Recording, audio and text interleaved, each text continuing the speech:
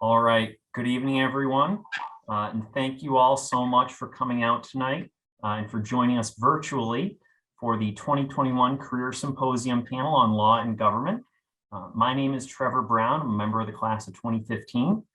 Moderating with me this evening is Drew Terrell, class 1984. And on behalf of the Alumni Board, we're so happy to be doing this event and to have such great alumni for this panel.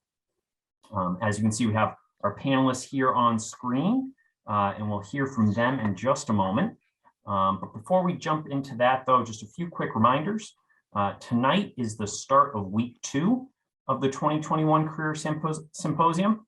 Last week, we were privileged to hear from Marie Gallagher of PepsiCo, along with a young alumni panel who gave us some great insights into the transition to life after college.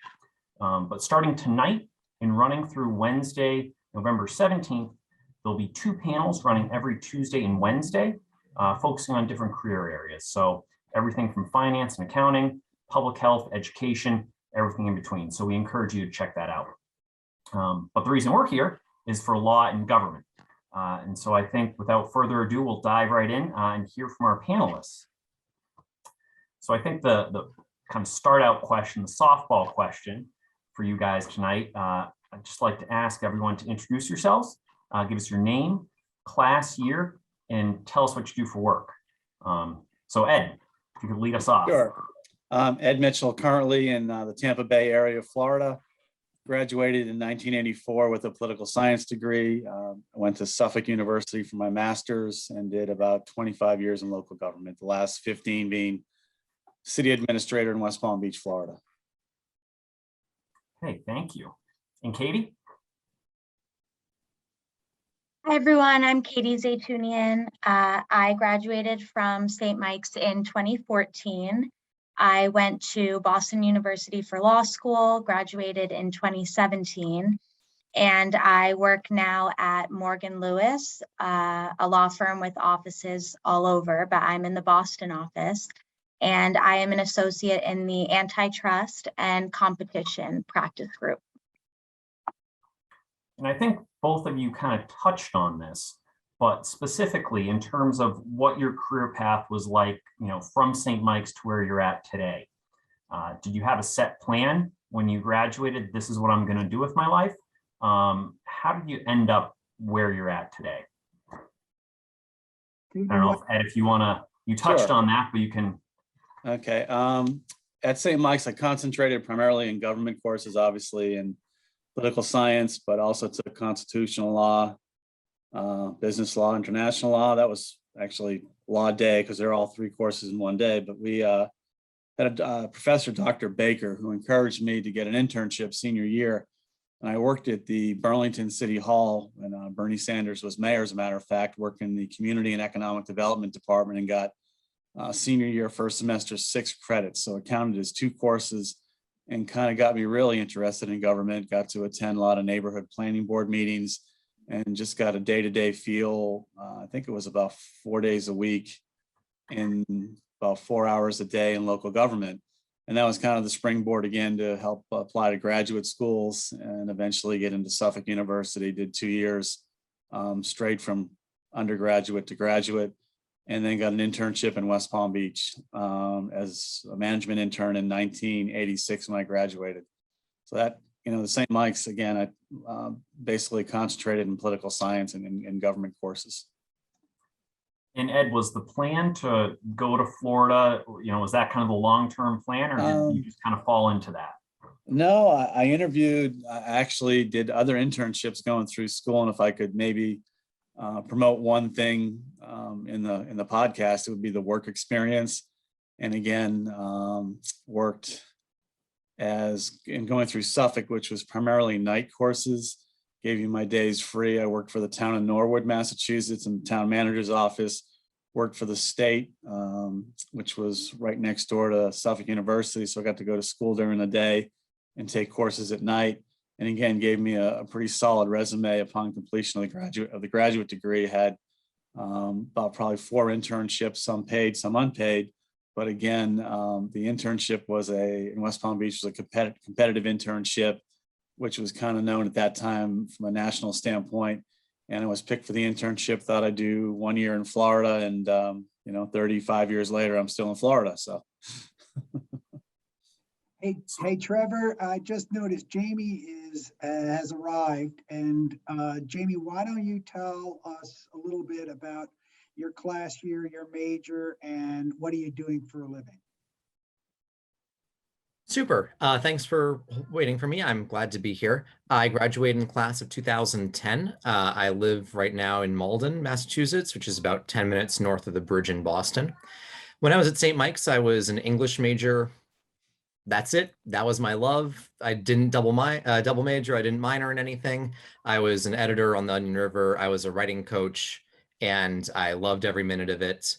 These days, to make a living, I manage and own a small law firm in Malden, where we practice primarily immigration law. And that means that my job is to help family members of US citizens get green cards. It's to help US companies hire and retain great employees. And it's to help people who are in deportation proceedings or people who are applying to get asylum in the United States. And what? And go ahead, Trevor. Go ahead. I was going to say, so Jamie, the question that Ed was just touching on was, kind of the 30-second career path of, St. Mike's to today.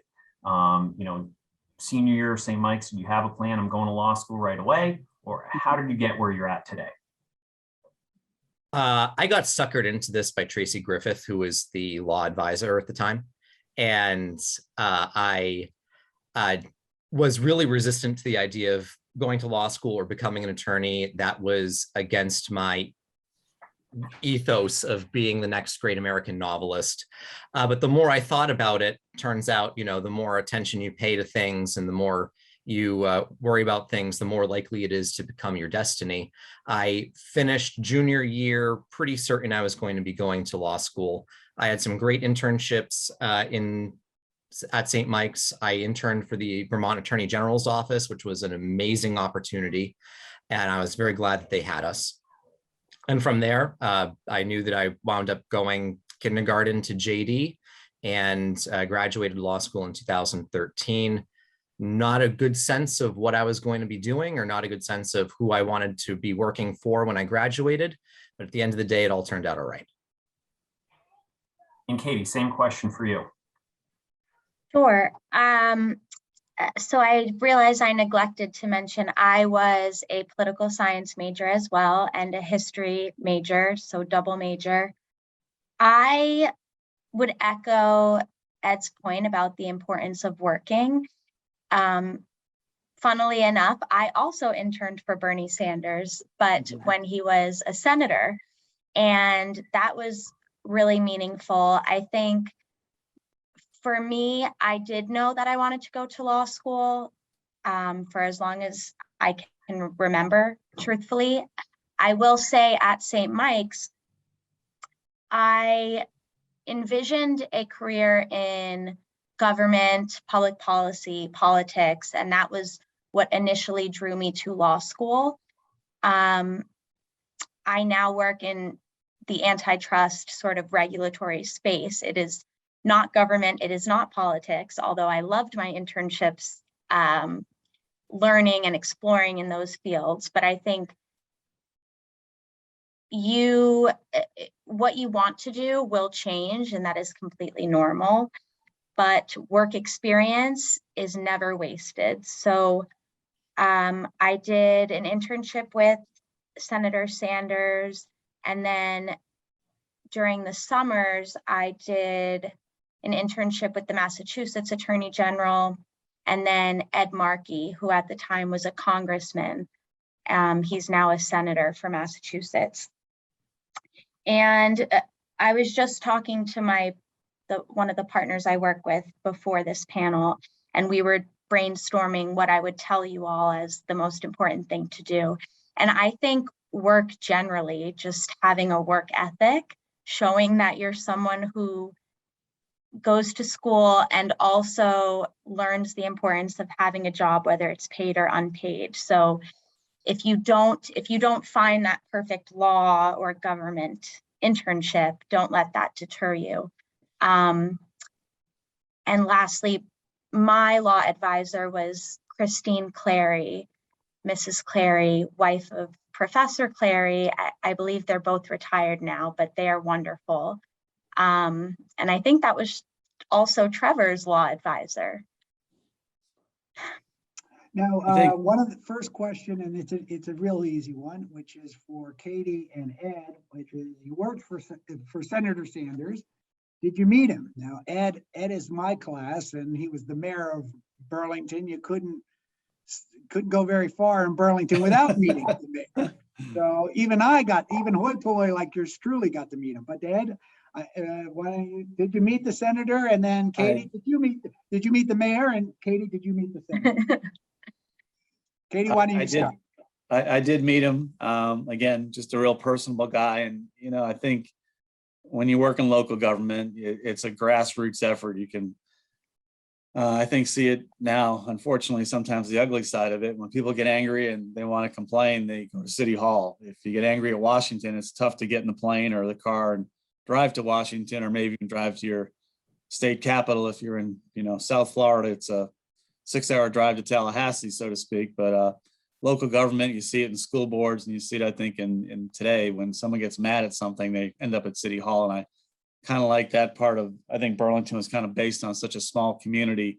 People could walk into City Hall and go right to the top right away. You didn't have to go through 10 layers of government, or you weren't delayed. The politicians were accessible and things like that. I think, again, and just kind of build on something Katie said, I think the networking you have when you do a lot of work study or internship type programs is valuable, because you never know who you're going to bump into in an internship that 2 years down the road is the hiring manager for a position or a job you're interested in, or an agency. So when you're working, you're going to make, friends, you're going to work with coworkers, you're going to work with managers. I think the lasting impression you make as an intern, or as, again, maybe a low-level staff member, comes back 10 times over when you do a great job and you get a phone call from someone who says, hey, I remember you from 2 years ago. There's a position open in my office. I'd like you to apply. So that is another part of the internship. It's the contacts and the intern and the kind of just the people you meet will help you further down the road. I know I hate to use the word Rolodex. I'm going to date myself, but you have kind of a, maybe this day and age, a cell phone to turn on and pick up Context list then. You can definitely go back and look at people that you've met through your internship process, whether it's other students or, again, hiring managers or people who you can pick up as a mentor through an internship program or a work study program. Katie, did you meet the senator?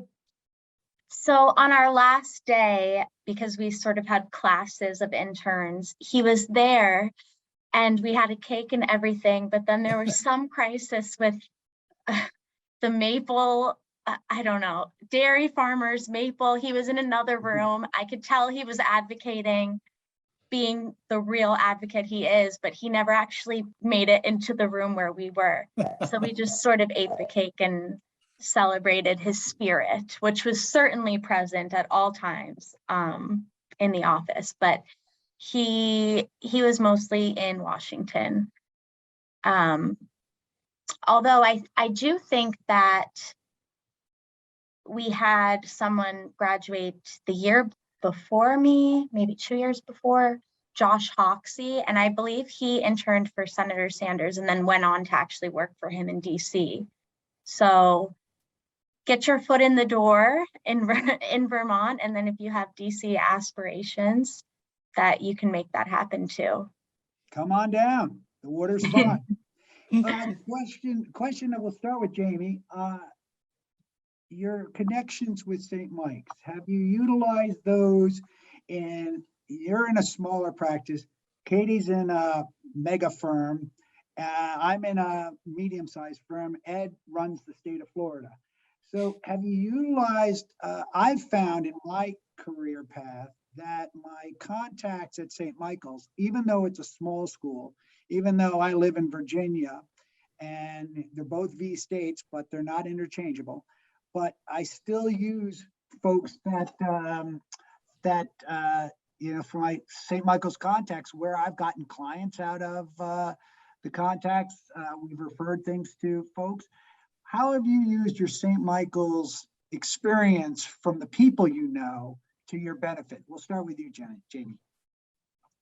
Sure, which I love because I moved from New Hampshire to Massachusetts to Malden for law school. And that's like moving into the hive mind. You know, I say I'm from 10 minutes outside of Boston, and pretty much everyone at St. Mike's goes, yeah, me too. And the question's a little biased because I'm also married to one of my classmates. My sister went to St. Mike's. So everyone in my orbit has close connections with the college. I'll be honest, I definitely got callback interviews at firms during the law school recruitment process that I know for a fact it was because the first interviewer was from St. Mike's. That was really the only thing that we would have had in common. That was the first thing that pops into mind. And secondly, just I think that there's I think that St. Mike's has a really good brand. I think that's important in the area. I think that the people in this area that I'm living in are going to nod their heads, be like, oh, St. Michael's, my nephew went there. There's a lot of familiarity. Also, I've noticed the school is putting its brand out there more and more, which I think is good. It's important to leverage St. Michael's as one of your credentials. And I've also really been impressed with the tools that the connection software that St. Michael's is providing through the alumni office. It's the way it's connecting with LinkedIn, the way it's starting discussion groups. I'd love it to be more active. I think that that's a really great way for alumni to stay in the loop, and something that can be utilized more and more. And I've never closed a deal with a client because they saw me from St. Mike's, but you know, I'm still early on in my career, so I hope it'll happen soon. Katie, how about yourself? Yes, Jamie touched on the brand and the reputation, and I think that has certainly been true for me as well. When I mentioned that I went to St. Mike's, someone, again, I'm in Boston, someone always knows someone that went to St. Mike's, and they always have fond memories. I think we just have a great community, and that is something that's known externally. In terms of St. Mike's and you know, connections, Professor Clary, who is now retired, wrote my recommendation letter, and I truly believe that I would not have gotten into law school, or perhaps not had a application that stood out had I not had that recommendation. And I think that is because St. Mike's fosters that community. You know, I was in a room with 12 other students, and Professor Clary knew me, and I went to his house for dinner, and I know that's the case with so many professors. And as a result, he really knew who I was, and he's still someone who's very important in my life. And he was able to write a recommendation letter that truly spoke to who I was. And definitely going straight through has its pros and cons, but coming from St. Mike's, where I felt so, I mean, I just admired my political science professors. I thought they were like the coolest people, and I still do. To Boston University School of Law, where the professors are largely, you know, they're there to do their work and teach and build their profile. They're not really there to get to know who you are, which is fine. And I learned quite a bit, but I did not have that liberal arts experience. And so that's something that I take with me. I haven't landed any big clients that are St. Mike's alum yet, but I will say someone in our Pennsylvania office recently emailed me and said, St. Mike's grad? Me too. And so we must be the two St. Mike's people that found each other at my firm. So yes, that's my answer. Trust me, it's a matter of time.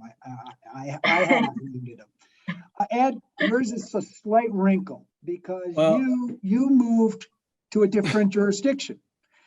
Jamie and Katie are in Boston, and there's a lot of St. Michael's. Florida and Virginia, we're a little bit more unique.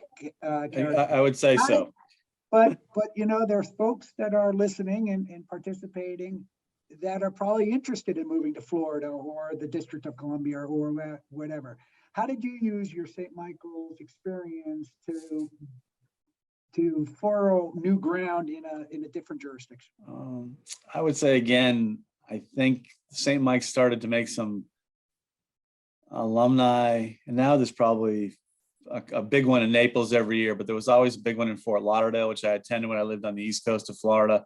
A lot of the retirees were older, but again, I think, being one of the trailblazers in Florida for kind of younger people, so to speak, at the time, there was more and more people coming to Florida either because their parents had second homes and they were getting jobs in Florida. So it was starting to grow, but it was, I was, one of the few, I was kind of a unicorn down here when I put a St. Mike sticker on the back of my car. Occasionally I'd get something under my windshield wiper. Hey, me too. But it was like the class of 56, so there were St. Mike's people in Florida, but nobody from the class of probably, 75 to 85 when I first got here. But it's always nice to go back. And I guess maybe building something on what Katie said, Dr. Baker wrote an excellent letter for my grad school application, which I'm sure gave me a pretty good push. He wanted me to go where he had gone, which was UMass Amherst. It was a public policy program. I really wanted kind of a hands-on program, which Suffolk had, and again, ended up at Suffolk. But again, the experience with the professors, you weren't a number. And I'll say this, same thing in graduate school. When there's 35 people in the class, there's not an opportunity to get to know professors one-on-one. I certainly had strong professors, Dr. Wilson, Dr. Hughes, who really took an interest in kind of your growth and development, and really helped you when it came time to figure out what you wanted to be and who you wanted to be, how they could get you from A to B to help you succeed. So that, I think, is a variable that, just helps at St. Michael's when it's a smaller community. And again, I think we're going to get there, but, we graduate 300 kids a year, where a place like BC and Georgetown, they graduate, 10 times that. So their alumni group grows every year. I think ours, we probably have maybe not some strength in numbers, but certainly strength in quantity. So going off a point that I think that you've all touched on, but that Katie just mentioned, this idea of, when to go to law school, when to go to grad school, is there a benefit to going straight through? Or maybe take a year off, take 2 years off, kind of figure out where you want to go. I was wondering for our panelists to kind of speak to that, what your path was like, and whether or not you're happy with what you did, or maybe wished you did something different. So Jamie, if you could start us off on that. So for full context, there are, I think, a lot of people from the time I was at St. Mike's from 2008, 9, 10, 11, who were really motivated to stay in school due to economic reasons. I was strongly considering going to law school or continue to bag groceries at Shaw's. And that really inspired me to go K through JD. And I don't regret it, but it's the importance of having industry experience cannot be overstated. I also went to Boston University. There's multiple people in my section who were professional paralegals for a period of time before they decided that they wanted to get their license. There's a lot of people who had very clear ideas that they were graduating from this program and then they were immediately starting their biotech in California or things like that. There were a lot of people who were, God bless them, engineers, computer programmers, the people who were qualifying to all go on and take a career in intellectual property, which from what I understand, the compensation is right where you want it to be in intellectual property. I think that they're doing okay. So it's good if you can get it. I wish that I went to law school with a better understanding of who my client was going to be. Who did I want to work for? Who did I want to serve? Lawyers are not cross-trained the way that doctors are, where even if you're a dermatologist, you're still going to study heart surgery when you're doing your residency. The work that I do on a daily basis is very, very different from any other given lawyer. If you want to represent breweries and you know that you're dealing with alcohol licensing and distributor contracts, things that no one else touches, you can go in and you can be like, I know who I want to work for. And, you can talk about that convincingly with the recruiter, or you can talk about it directly to the workplace that you want to be involved in. If you're just sort of at drifts, the current's just going to take you around, and you're going to rock up on some shoals, and you're going to maybe look with envy at some people who knew what port they were sailing to, to keep the nautical metaphor going. That's, that's the closest I might get to a regret from going directly through. But, I don't regret it in the sense that that's what was best at the time. I just don't think it's optimal. And Katie, I think that you said you also went straight through from undergrad. Yes, and I'm trying to figure out the pattern here, because I also bagged groceries at Shaw's. So I feel like we have a lot of parallel themes running through this panel. But to Jamie's point, experience, I don't think this is something you should rush into if you are not sure. And again, I had a vision of working in government or politics or municipal law. I was very lucky, I think, in really finding something I love that also pays my student loans and is something that I enjoy. And I know I have friends from law school that are not in that position, and they really don't love what they're doing. Being a paralegal absolutely gives you a firsthand look into what this is that you're signing up for. I don't think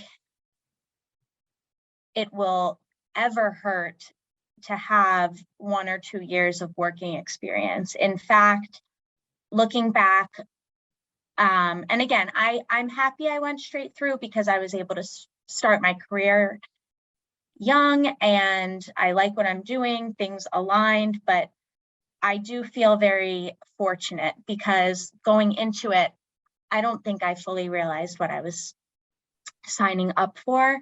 And there were those folks in my class that had a whole career, and then they were going to law school, or they had worked in the industry, or they had some exposure and they were now there. And they really had sort of a clear view of what it was that they wanted to do and what industry they wanted to work in. So I think if you really are you enjoy being a student and you think that law is something you'd like, take any job you can find, whether it's government, small law firm, big law firm, clerking, and just sort of see how lawyers interact, because there's so much, I think, on TV. You think you're going to be a trial attorney, and maybe if you're Trevor, that is true. But I can say for myself, it's a lot of collaboration, talking with clients, counseling. I'm not in a courtroom necessarily. And for someone like Jamie, English is an amazing major to have because you are writing and reading constantly. So I would just say really make sure that it's what you want to do, and student loans are a reality, right? And it's something you need to be aware of. So if you want to be someone who goes on to save the world with a very limited salary, that is wonderful, but you might want to think about the loans that you'll be taking on and what impact that will have.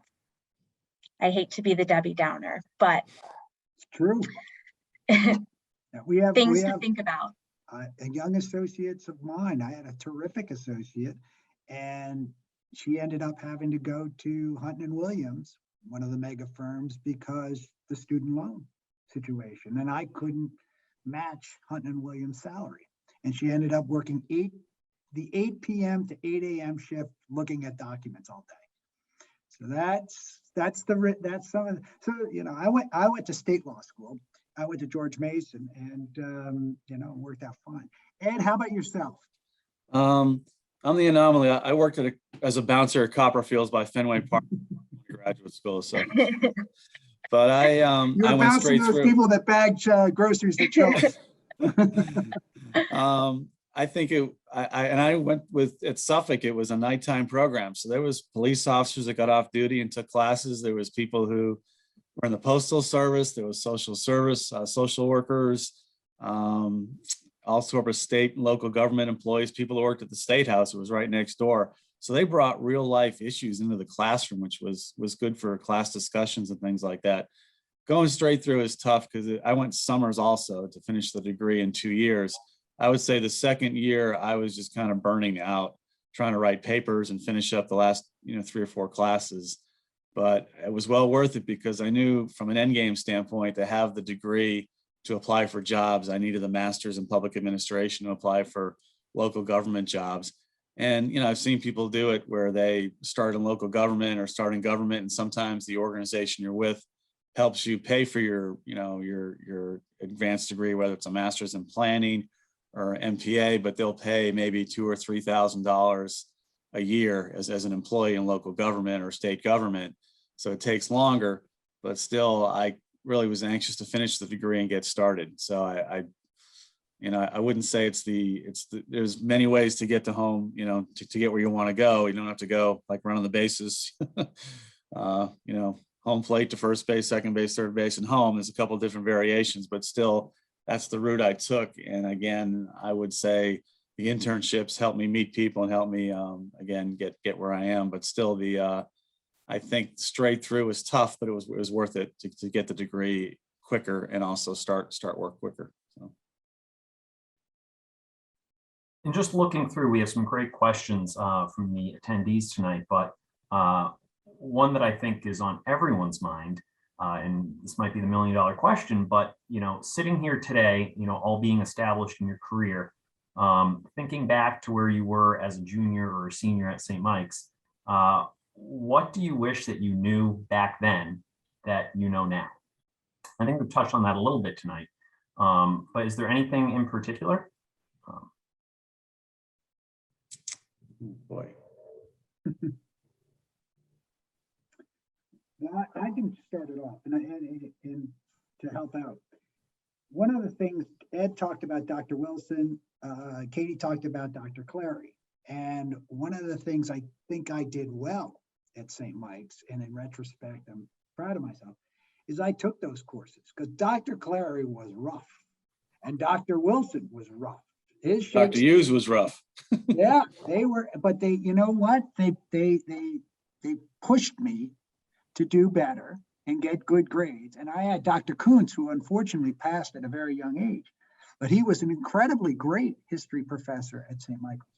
So, and I had some people, look, we all know that there are folks who are cume builders that, search. We had catalogs back in the day, but you search and they go, I can take this course that has absolutely no relevance to what I'm going to do, but I can get an A in it. And Poetry. I will advise you not to do that. And I did not do that as a student. So, and I think that served me quite well in my career. So that's one thing that I would suggest, but I'm interested to hear. Let me jump in for a second there. One of the things I did when I was at St. Mike's, my junior year, I was an RA in Joyce, and senior year I was a resident coordinator in the 300 townhouses. And it was a good experience because one of the things I did a lot when I was in local government was union contracts. So I had the PBA, Police Benevolent Association, IFF, the Fires Union, SEIU, Service Employees International Union. And I started off as an assistant city manager. They'd say, go negotiate with the firefighters, which was like taking life into my own hands, and also with police officers. So, some of the things you learn outside the classroom are just as valuable as what you learn inside the four walls of the classroom. So I think, again, being an RA, which was, sometimes was like Fort Apache in the Bronx there, you were trying to mediate between roommate issues. You were trying to, should I break up the keg party or let it go on? Or you guys can only keep quiet, we can keep this thing going. So, sometimes the things you do as extracurriculars will give you life skills and job skills. You just don't know it at the time, but it kind of rounds you off outside the classroom too. So I think while academics is a big part of school, I always tell people it's the, more important, I think, is the learning and growing you do outside the four walls of a classroom, because it teaches you how to live with people, how to interact with people, how to solve problems, and in some respects gives you a lot of leadership skills, which I think, again, being an RA gave me a lot of leadership skills, and it kind of helped round me off as a person in a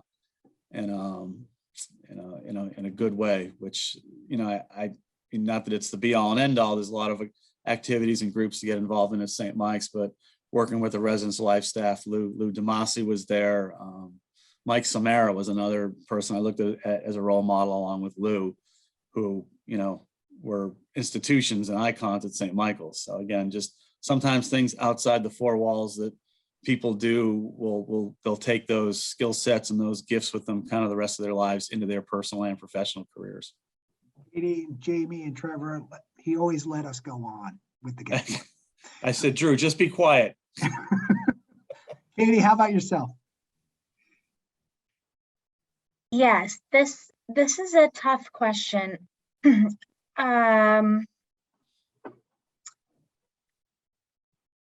I guess one thing, and luckily I think I did an okay job of this just because,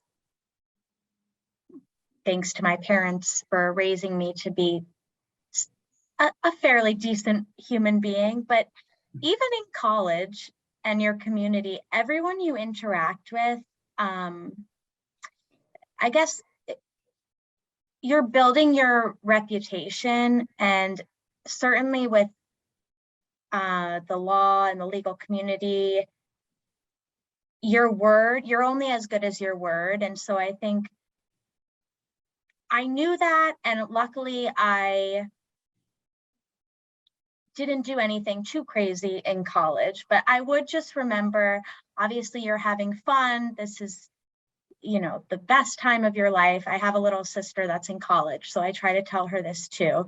But just remember, you never know who might be your client one day. It could be your classmate that maybe you did something not so flattering in front of. The world is just so small. And I think at your age, I don't want to be preachy, because I hate when people who are not much older than you say, oh, when I was your age, but just kind of remember like who I am, especially today with social media. Everything sort of sticks. And the way you conduct yourself with your classmates, with the folks who work in the dining hall, just with any human being generally, I think you are building your character and sort of building your legacy. And I think as like a, sophomore on P Day, I maybe wasn't thinking like, oh man, I might be surrounded by potential clients. And that's normal, but it's a hindsight thing where you just, you are becoming adults and you're learning. And I think St. Mike's does a good job of instilling this anyway, but just sort of being someone that you would want to interact with, be the person you would want to talk to, speak to. Because I'm sure we've all, whether it's union negotiations or like a legal dispute, we've seen people that just, don't carry themselves with kindness. And especially if you're going to be in a profession where there's adversarial communications, always be the person that takes the high road. I feel like that was very much a rant, but. No, that's extremely good advice. I agree. Jamie, how about you? I wish that I could just have a dialogue with Katie about so much of that. You know, there's like, there is a certain extent to which law, okay, so to answer the question, first off is motion to strike. I need to correct the record. One of my very first clients was one of my classmates, class of that I went to college with. Motion So denied. it turns out, well, regrettably, I already mentioned that I wish that when I left St. Mike's, I had a clearer idea of who my ideal client was. I never would have said something like US citizens with non-citizen family members in need of green cards. It would have never crossed my mind. But man, if I had a little bit of direction, who knows? I could be in charge of way more now, maybe. Who knows? I could have left a lot on the table here. But I also wish I knew that the process of law school is not the same academic setting that you might otherwise expect. It's its own creature, for better or for worse, probably for worse. It's less like an education in my mind and more like a lobotomy. It's there to maybe like turn off some parts of the brain that interfere with, you know, the interfacing that you have to do with the legal system. And it changes the way you talk. It changes the way you see the world. It changes what TV shows you can watch without becoming irrationally angry at the TV. And unfortunately, it's true that part of that lobotomization process is that the parts of us that maybe act with civility or prevent non-professional conduct between people who are supposed to be colleagues, you know, can be challenging work environment. You know, even in the realm of the firm setting that I'm in, you know, my closest colleagues are all my direct competitors. The pie is only so big. You always just have to remember over and over again, the pie is perfectly big. There's plenty.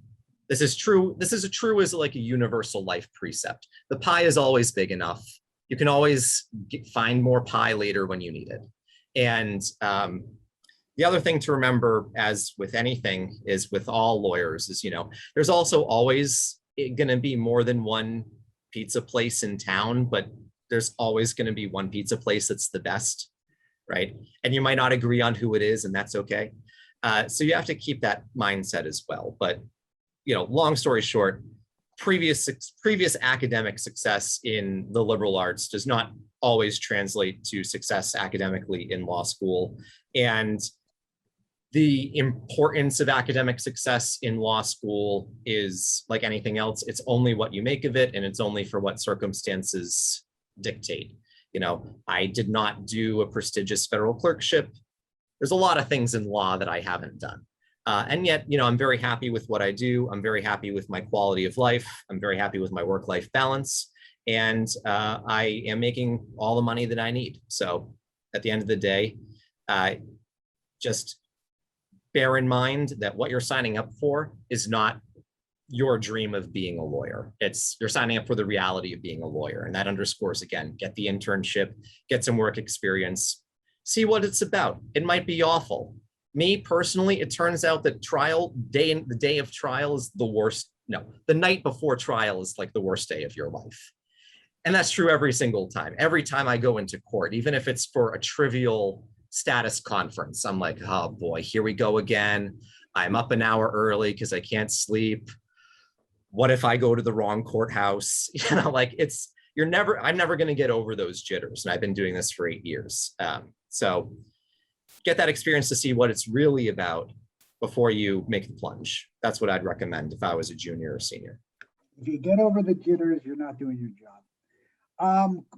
It's 6:47. We have one question, a quick one, which is, do you have any advice on how to go about picking a law school, or Ed, in your context, a grad school? What, you know, you've got a variety. One went to BU, Suffolk, and how did you decide that? Was it You know, and Katie, did you take economics into consideration? Because student loans are a reality. Or do you say, you know what, I'll take the risk, I'll go to state school, but you know, it doesn't have the cachet of BU, but I won't have as big a student loan. No. So how do you guys go about doing that? And it's 6:48 and then we'll have conclusions. I think obviously we've been talking about how you don't know what you want to do necessarily, but I will say two things to think of. The first is where you want to end up, where you want to practice, where you want to be. Northeastern, for example, excellent Boston reputation, Suffolk, awesome reputation, really strong network in Boston. If you go somewhere else, it might be a little harder. Obviously, Ed made it work, so it's possible, but just keeping in mind, you know, if you know you want to be in Wisconsin, then looking at Wisconsin law schools might be a great path for you. So one is where you want to be, and then two, absolutely what you want to do. So at least in this immediate region, there are definitely law schools that I think trend more public work. So if you know that you want to work in government or work at a nonprofit, you might want to choose one of the law schools that has a really strong focus on that type of work. Similarly, if you know, up and down, you want to be an environmental lawyer, then Vermont Law School would be an excellent choice. If you want to do mergers and acquisitions, maybe not Vermont Law School. Not to say that you couldn't, but it's just sort of knowing what you want to do, because even though a lot of the law schools have the same classes, there are certainly focuses. Like for antitrust, looking back on it, as much as I loved BU, and I'm grateful I went there, a semester in DC probably would have been a smart choice for me, because Georgetown has a lot of antitrust practicums and classes that just weren't available. Thank you. Jamie, Ed, any final words on picking a school? Maybe echo a little bit of what Katie said. Again, there's regional schools, there's national ranked schools, and kind of depends on what you kind of quote unquote want to major in. But, one of the best schools for local government is University of Kansas. I don't think I would have survived in Kansas, rock chalk, Jayhawk and all that. But I again, got what I needed at Suffolk. I got local government experience, what I needed. Again, I think if something I did with my daughter, and she ended up at Fairfield in Connecticut. We visited schools, and we went, after we interviewed on campus, went and met with the professors. She was an English major, but met with the head of the English department, and we sat in classes. So I think, again, to do the exploration and do the research and use the resources you have to make sure you're going the place that's going to fit you the best. And that maybe takes a little time and energy, but to write the big checks you're going to write for graduate school or for law school, the due diligence and the time and effort you put into a good search will, you'll find the right spot. And maybe that's interviewing graduates that went there or interviewing students that are currently going there, but figure out, what you want to do and, spend your time usefully when you make that choice. I actually sat in a freshman English class at BC when my daughter was on campus, which was kind of awkward, but still. And Jamie, any final thoughts for us? I strongly consider night school. Suffolk University School of Law night program. My best friend from first grade got a science master's degree, went to night school, works his dream job, intellectual property, at literally his dream company that he's wanted to work for since he was 17, in-house, living the life. And also just, I loved Katie's remark, VLS, great for environmental law. Just to hammer home like my big point about knowing who you want to work for. Who do you think needs more environmental lawyers? The Sierra Club or Chevron, right? guess what? Chevron needs more environmental lawyers than Sierra Club does. So you have to have an understanding of what the economy is. You have to have an understanding of who you really want your client to be. And aside from that, personally, I went to the best ranked school that gave me the most scholarships, and it was happened to be the same school in this instance. And it was not the right move because Boston University wants you to be a good sort of like corporate lawyer, and they don't necessarily are interested in you if you want to start a business right when you graduate. So, you know, there's a lot about charisma and a lot about style and a lot about atmosphere and personality at all of these different schools that might be hard to know what it is until you go there. Well, great. Well, Just thank you all. warn about night school. I did night school. It's rough. 4 years. It's a lot. It's a long slog. But yes, it's one option, Jamie. But it's a tough slog. Well, thank you all so much for coming out tonight and volunteering your time. I'm sure we could spend another hour talking about law school and government and your path from St. Mike's to where you're at today. But we heard some great insights tonight about the importance of internships. Take the challenging classes. Think carefully before the next step. So thank you all so much for joining us tonight. And thank you to Ed, Jamie, and Katie for your insights and for your time. We really appreciate it. As I mentioned earlier, this is just the start of the 3 weeks of Career Symposium. So please sign up for as many of the panels as you'd like to go to. The sign up page is located on the college's website. It's a tab under the alumni section, under the alumni events calendar. And that includes a 7 o'clock panel tonight focused on environment and sustainability. Finally, for our current students, I hope that tonight is just the start of your interest in law and government. Please reach out to alumni, connect with career services, use SMC Connects, really reach out to your St. Mike's network. We're here to help. We want to help you. And of course, alumni and current students can reach out to career services to continue your career search, prepare for interviews and the like.